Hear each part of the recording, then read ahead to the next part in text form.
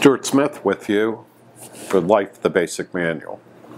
So today we're talking about addiction recovery, mental health recovery, and some of the pathways to being able to find your way to be able to improve your health and wellness, sense of community, and sense of purpose.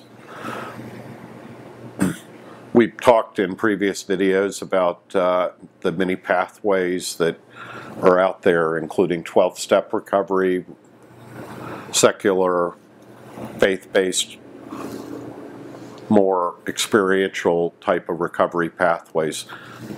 Ton of them to be able to go and explore. In the context of professional treatment, we developed some tools to be able to use clinical interventions to work with people while they're in a treatment setting. But many of these tools are ones that people can use after they've completed formal professional treatment. Maybe they're in a halfway house, maybe they're kind of doing an outpatient program.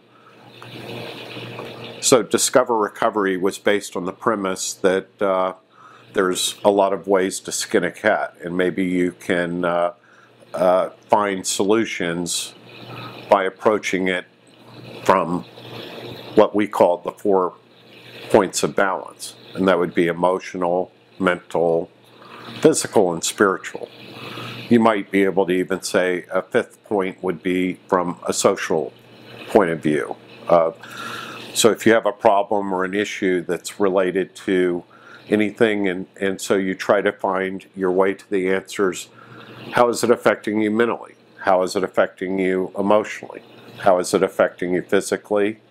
How is it affecting you socially?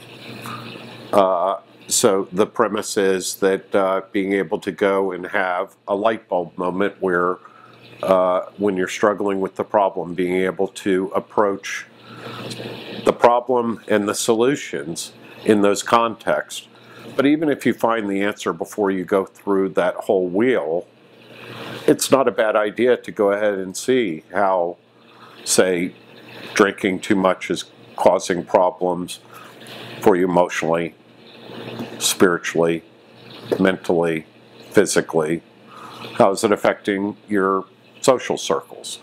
Probably your family is not really crazy about it, or you wouldn't be watching the video.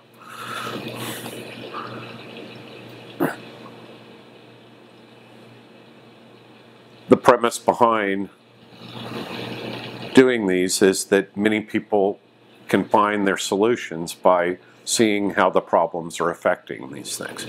So we get some tools to be able to dig down a little bit and find and get honest with yourself about the things that have led you to treatment. Again, as a treatment tool, we're looking at the things that got you there. Make some adjustments so when you leave treatment, you can maybe go try to live a little bit differently than the things that got you to treatment. So in addition to being able to do some modules, we have addictions and its manifestations. Pathways to recovery. Addiction as a family disease. Trauma, addiction, and recovery. Roadblocks to recovery.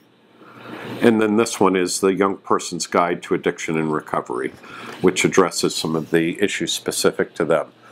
There's other modules and there's other kind of materials for being able to do, say, homework assignments or being able to do kind of self-directed study.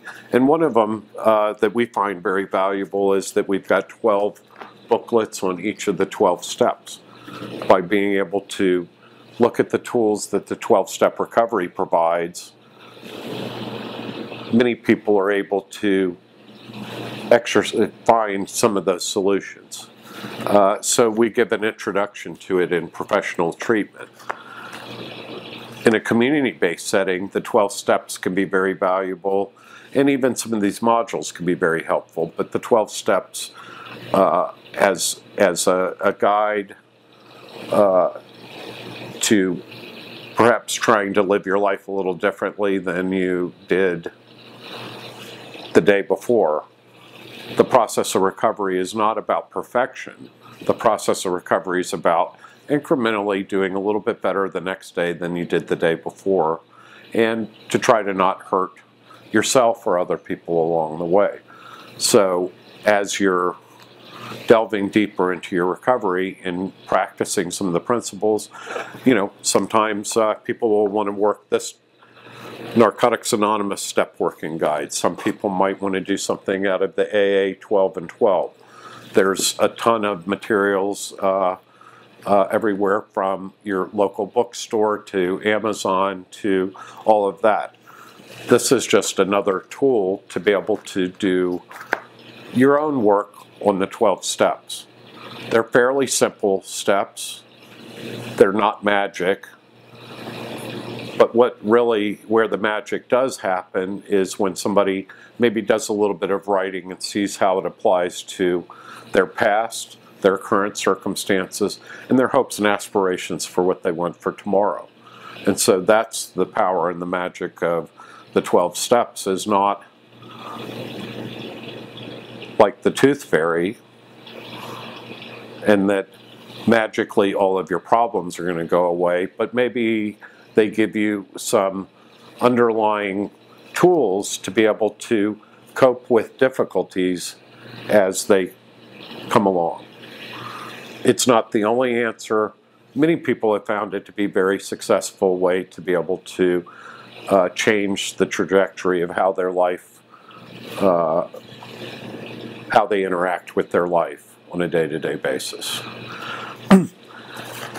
If the Discover Recovery 12 Steps works for you, there's a version that's made for families, and there's one that's made for people that are primarily looking for substance use disorder. They might be a helpful tool, or any of these others, but it's worth giving a try, even if you haven't picked a particular pathway for recovery.